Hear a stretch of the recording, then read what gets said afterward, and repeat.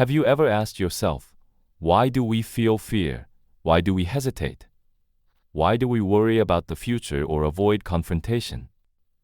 Many of these feelings seem negative, but the truth is, they are survival tools. In this video, we'll talk about the mind, not just as a thinking machine, but as a tool that evolved over thousands of years just to protect us. The mind is like a security system, like a soldier guarding the gate of your life. Always alert, always ready to sound the alarm. Let's dive together into how this mind works, and why sometimes it overprotects us. Hello there and welcome to my channel. I am not a doctor or a specialist.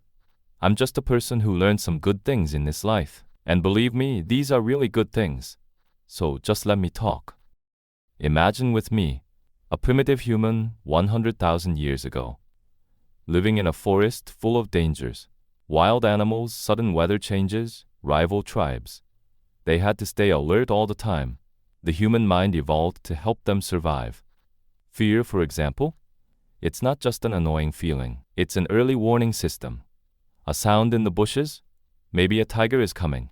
Shadows moving quickly, possible danger. So the mind signals you, run, hide, or prepare. When you walk down a dark street and feel like someone's behind you, your heart races. Your mind isn't 100% sure if there's danger, but it doesn't take chances. This is called precautionary fear, an ancient survival mechanism. Even today, though tigers have disappeared from our streets, survival mechanisms still work, but in a different way. Instead of fearing animals, we fear things like losing our job, failing in front of others, rejection, change, because our mind translates these as social or psychological threats and reacts just like it did with ancient dangers. When you say something wrong in a meeting and feel intense embarrassment, why? Because making mistakes in the group once meant risk of being kicked out of the tribe, which meant death. When you procrastinate on an important project, your mind fears the outcome, fears failure, and gives you feelings of fatigue or boredom as a way to avoid confrontation. But here's the problem. Sometimes the mind exaggerates, like an overly sensitive alarm system that rings even when the wind shakes the window. And this is where problems begin.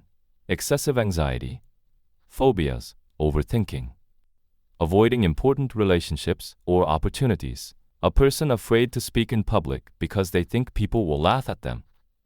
Even though there's no real danger, the mind says, beware, don't embarrass yourself.